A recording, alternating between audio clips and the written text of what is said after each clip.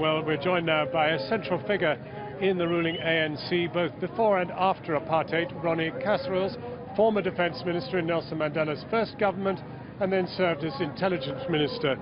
And this wrangle, the government itself has no power to intervene in terms of Mandela's treatment or life support or anything like that. That's a matter for the family? As would be the case anywhere in the world, John. It's a matter for the family, ultimately. Government would use its influence and consult with the family, but it's ultimately the family. And who? The family? His wife, Graça Machel? I mean, who does take the decision? Well, it's a large family with many elders, and it's complex, but... and pretty badly behaved in certain elements.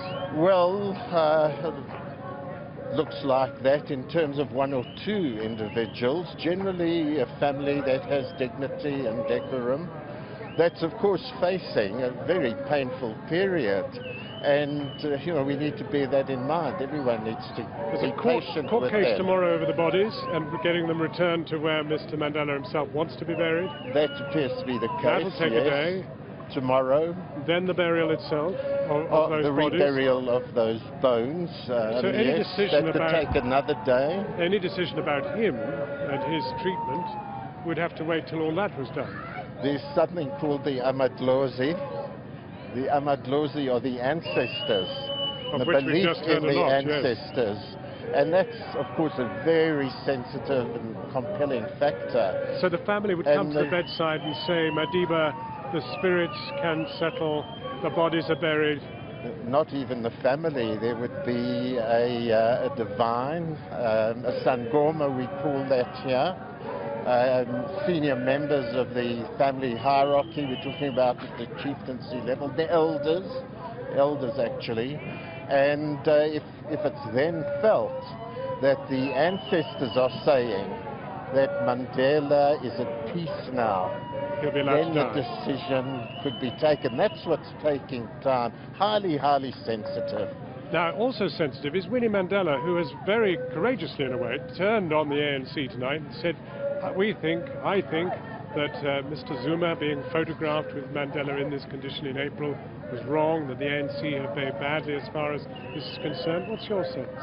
Absolute agreement with Winnie Mandela. This country was shocked at that incident with top government and ANC people coming to meet with him. Everybody's seen those pictures of a very ailing Mandela and the beaming, almost circus-like atmosphere. I was repelled, and I've actually written that as well.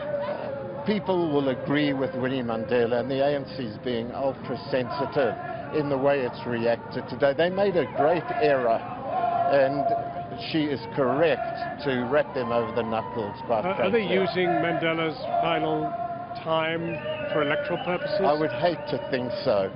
I'd hate to think so, and maybe people believe that was the case there. That's hypothetical. The public sounds very much it. as if you think the ANC has a lot of work to do to I think pull they itself have. together. I think that my organisation of 50 years have made a lot of errors and mistakes. And Winnie is right in saying to the organisation, you misbehaved, you did the wrong thing. An organisation that's sensitive would take that in. Ronnie Kasrils, some very strong words from an ANC stalwart. That is all from here in South Africa. Let's get back now to Alex in London.